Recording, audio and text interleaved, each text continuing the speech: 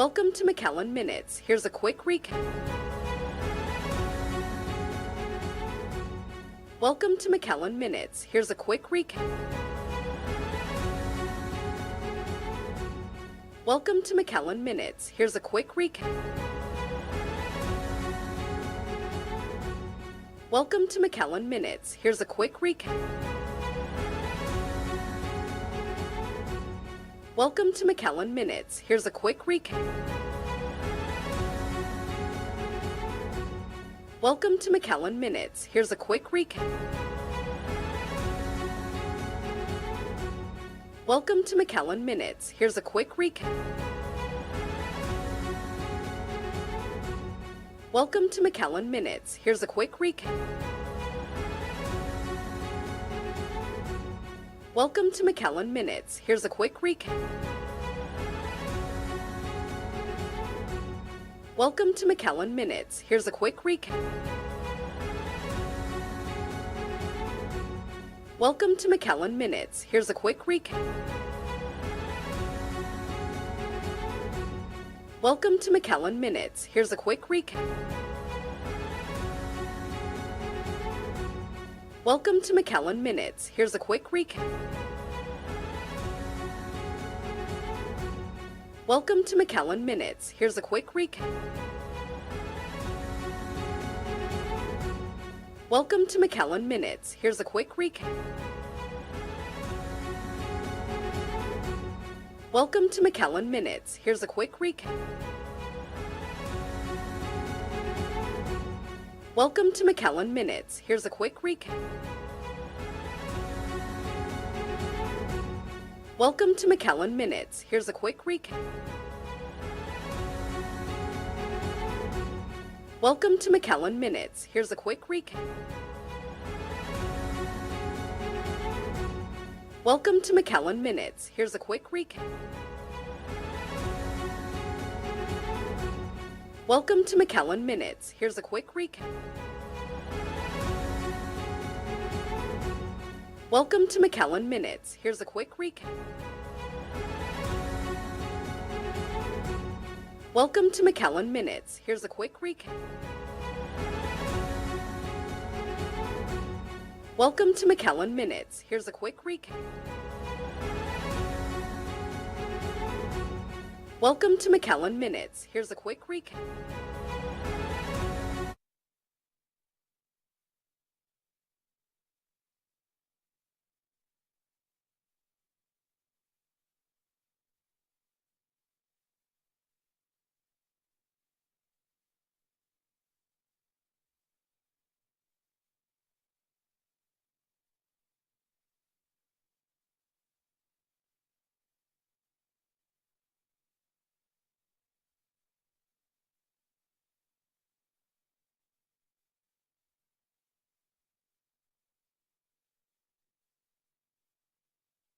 In accordance with the Texas Open Meetings Act, all workshops are open to the public. These sessions provide an opportunity for city staff to present detailed information and updates to the City Commission in preparation for future action or decisions. No formal votes are taken during workshops. They serve as an important step in the city's policy-making process.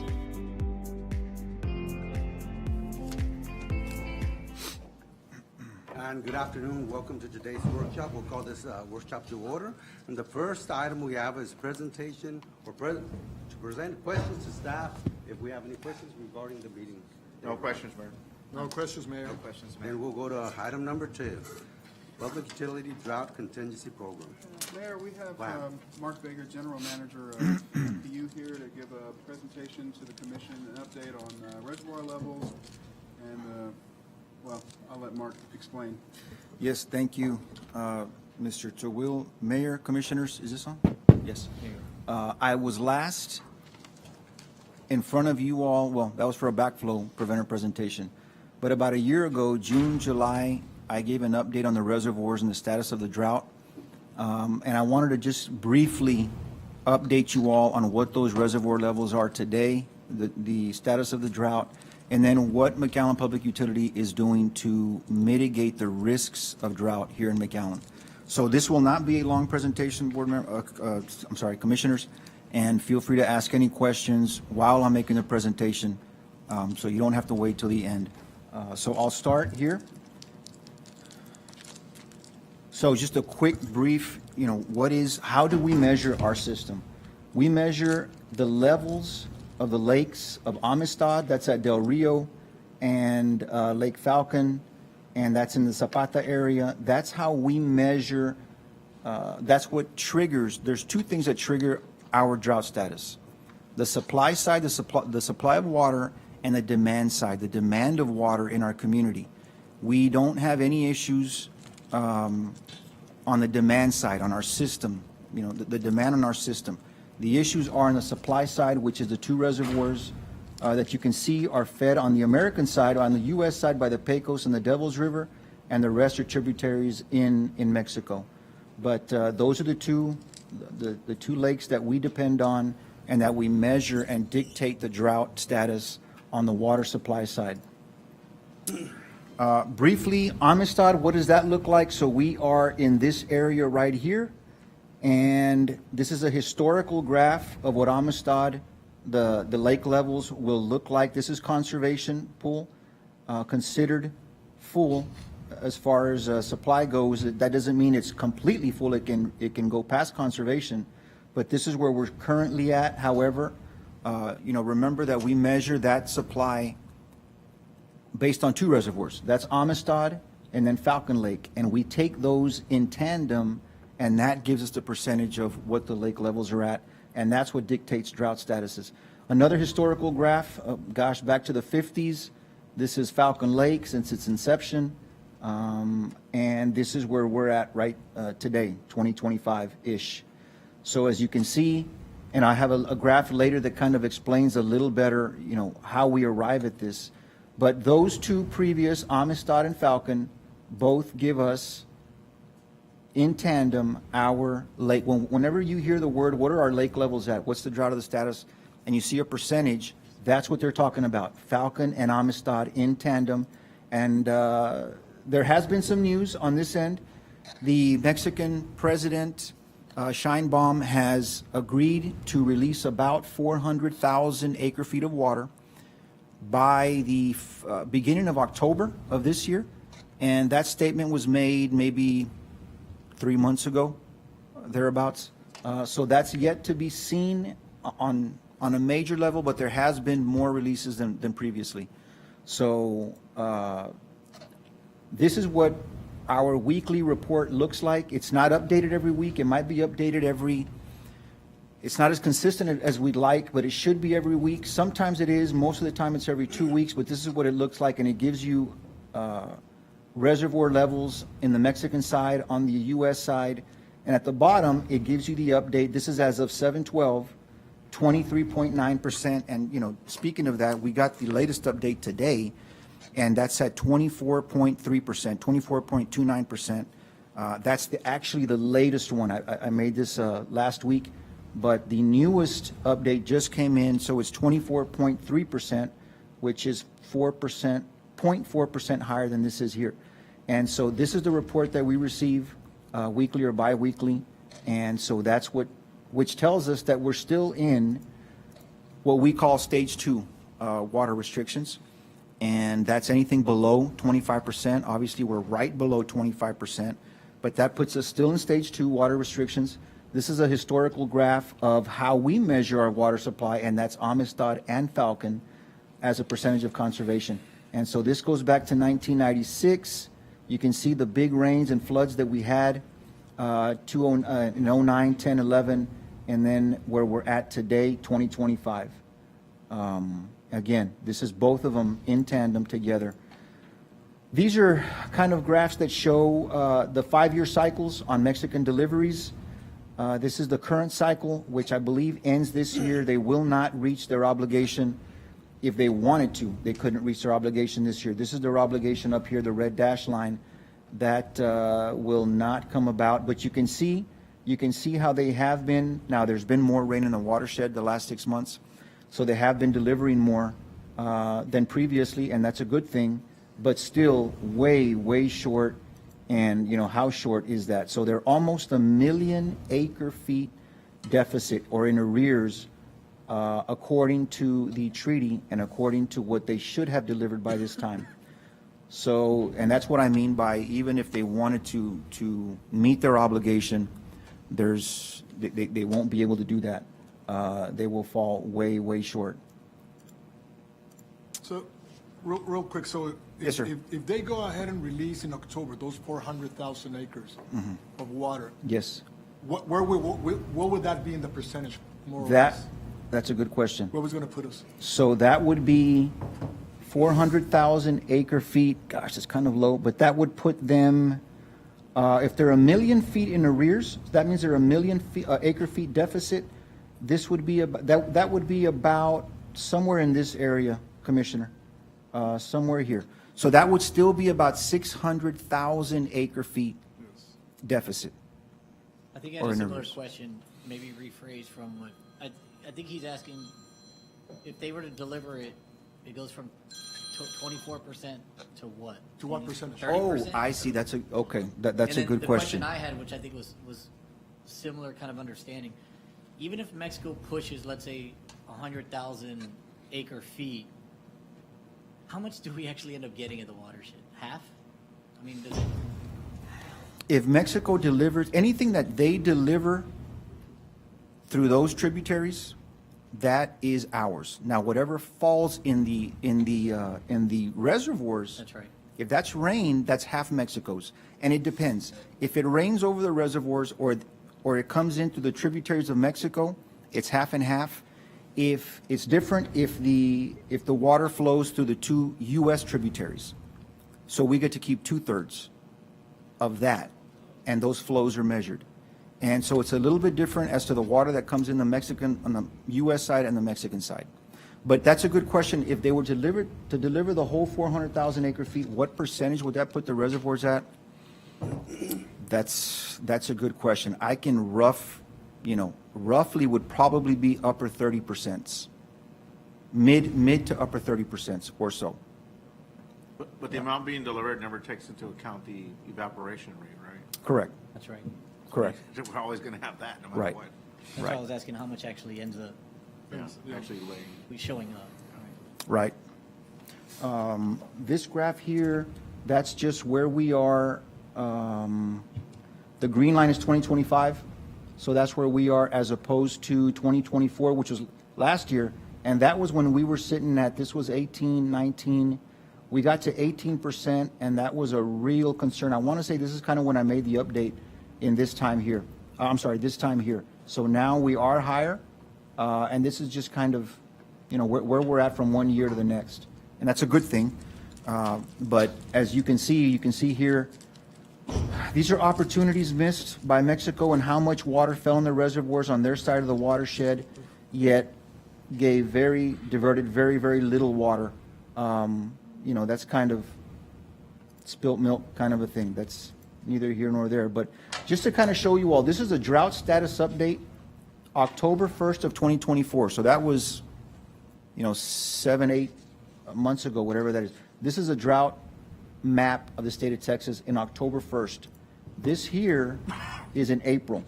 And this is how quickly drought can happen in Texas. So that's a big difference between October and April that dictates drought-stricken areas in the state. And now, a few months later, 6 months later, or 5, we're back to this after the rains in the hill country and so forth. This is typically always red, a deep red. But that's how quickly drought can change in Texas and in the valley as well. This is a more historical graph of droughts in Texas. And so you can see that more or less every 7 to 10 years, we go through another spell of drought. And we can go back, gosh, to the 50s or 40s when they started keeping these records, and consistently it's going to be in the 7, 8 to 10 year range. So nothing new when we go through drought, and if it's not the last, it's not the first, and it won't be the last. So the question is, commissioners, what is our outlook? What's our plan? Several cities in Texas are looking for the low-hanging fruit. What's the best bang for the buck? What's the cheapest for the community? Depending on where you're at geographically. We have previously mentioned this before to you all. This is our plan, which, this has been our plan for the last 10 years, 15 years. This was accelerated due to a few things, not just because of the drought levels that we were at last year, but costs continue to increase. And 5 years from now, the costs that we're looking at today are very, very likely to be higher than today's costs. Because the cost that we're looking at today versus 10 years ago is a significant difference. So we need this project, and we will come to you all. We've started on the test wells. This is at our North Water Treatment Plant, which is about 5.5 miles north Benson Road. We've started with the test wells. We know more or less what the salt level content is now, and the water quality. And from there, the engineers can start designing the reverse osmosis facility. Again, a picture of our north plant, what reverse osmosis entails and what that kind of process is through membranes that filter out the hardness or the salts. This is just kind of a very rough draft sketch of what that plant will look like in the future. And what's the point of that? So that we are not 98% dependent on surface water on the Rio Grande River like we are now. We have a small 1 million gallon per day well that we pump very consistently at 1 million gallons per day at the South Water Plant. But the city of McAllen, on an average day, uses about 24 million gallons of water on an average day. Right now, we're at about 30 what, JJ? About 31, more or less. About 31 million gallons a day, and that's in the heat of the summer. But on an average day, it's about 24 million gallons a day, and we are extremely dependent on the Rio Grande River. Mark, I thought we had another well. We have 2 wells. One well, South Plant. Now, well, having said that, Commissioner Aguirre, we did just receive notice that we may be in line for a grant for a second groundwater well. And we're looking at a possible location for a second well that has better water quality than we think our north plant does, or slightly better. But, we are working as best as we can to acquire as much funds as we can. This is a notice that went out from the Bureau of Reclamation last year. Now, post-election, there were holds on several grants, and we think it's just that, a hold. They're going to assess each and every grant, and we're very confident that we will receive at least this one here from the Bureau of Reclamation, and we thank them a lot and our local legislators for working on that for us. But having said that, we are still in stage 2. This is the watering zones. Nolana Business is what 10th Street bisects the city. And then again at Nolana and Business 83 for 2 watering days a week if you have an automatic sprinkler system. You can go to our website for more information. That's www.mcallenpublicutility.com. To find any specific information on where we're at with stage 2. And I just wanted to throw this in. Another factor here is the population growth. Water Development, the Texas Water Development Board has invested heavily in studies that dictate or their projections on growth patterns in the state of Texas. If you look at the 20-year growth pattern, the 30-year growth pattern, the 40-year growth pattern, all of them have Hidalgo County. Hidalgo County is a different shade than the rest of the valley, and that is the second highest percentage in population increase. And you can look at whichever sector you want, 10, 20, 30, 40 year for Hidalgo County, and it's the highest one in the valley in every single one. So that means that as the state of Texas grows, and those areas in South Texas, of course, will also grow, Hidalgo County will grow faster and larger than any other county in the valley. And you can see that color is we're the only ones south of San Antonio in that range of an increase. So when it talks about growth in South Texas, what they're talking about is Hidalgo County. And that's another reason why we want to bolster our water supply here for the city. And the rest are just what other people are doing. Brownsville is also looking at a groundwater plant. They're looking at about a $200 million estimate as well. They are significantly higher than our water rates. Significantly higher, I'll just leave it at that, than our water rates. Corpus Christi's water desalination project it's over $1 billion, and the estimates are out on the impact on their water rates due to that price tag, and it is several times more than what our water rates even are projected to be, even with an increase. So, cities are having to, this is another project that's $1 billion, that's for a water supply project. Several areas and cities in the state of Texas are initiating projects that are trying to secure their water supply for the next 20 years. And we're doing the same. So, there's more slides, commissioners, but that's about as long as I wanted to take. But I'll take any questions that you all have regarding any one of these slides. On the reservoir levels, on one of the very first slides you had, I know a lot of the spikes that take it from the 20s and 30% all the way upwards to, it looks to be like 90%, right? Mm-hmm. Those are obviously major water events. Yes, those are major storms, that have that kind of impact on, Yeah, on the that reservoirs. large of an impact. I'm sorry? That large of an impact. Yes. And then so, how does it drain so quickly afterwards, but then when we get to a lower level, somehow we seem to stay stable? How does it just get used all of a sudden? Well, the state, so the Texas Water Master has a way of conserving water, especially for municipalities. Okay. And that's called their reserve, DMI reserve. And they'll every month they make sure there's at least 225,000 acre feet, that there's no orders can touch that, basically that pocket of water. That's just for cities.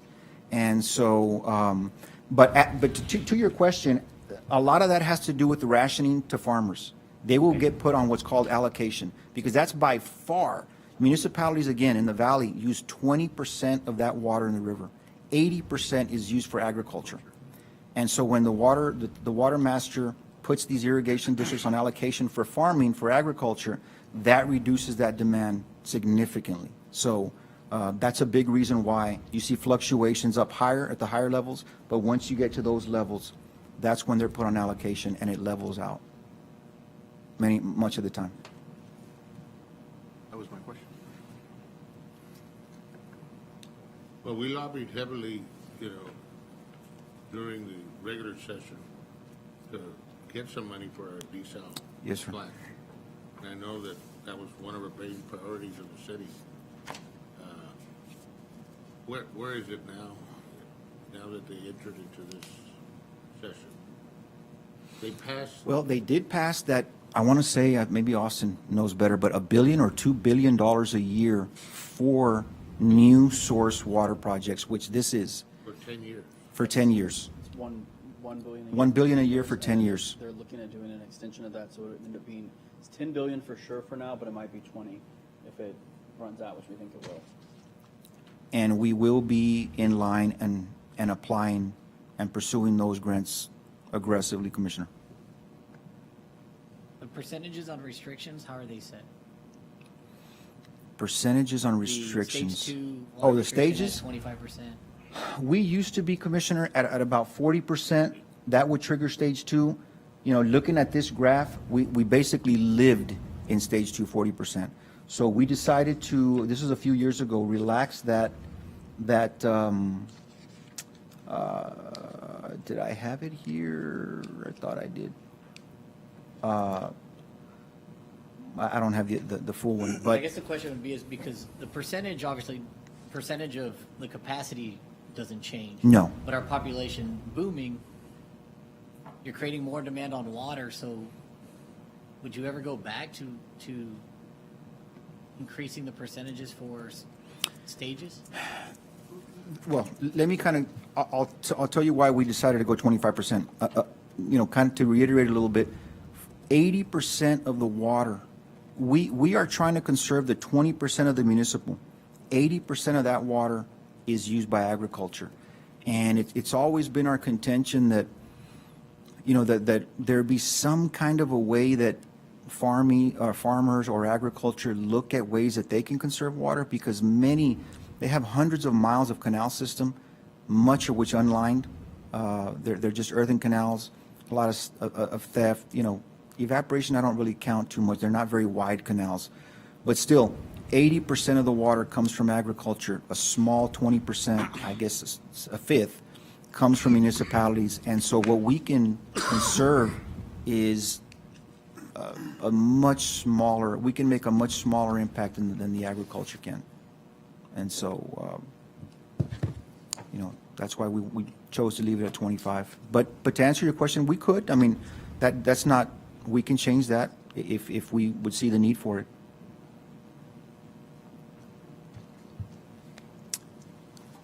Any other questions? Thank you, Mark. Thank you, Mark. Thank you so You got it. much. Mayor, the remainder of the items on the agenda can be considered in executive session. We'll recess into executive session.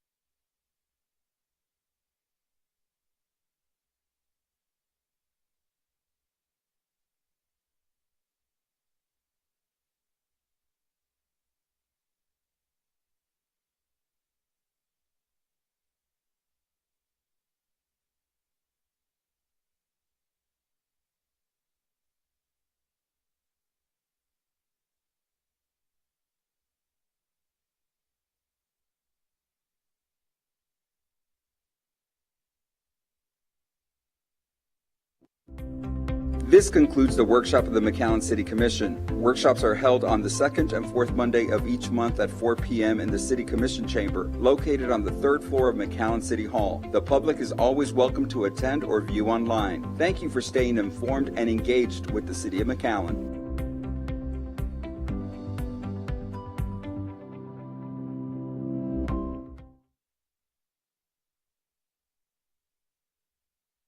In what really feels outside more like August, and I look forward to seeing you in December at the parade.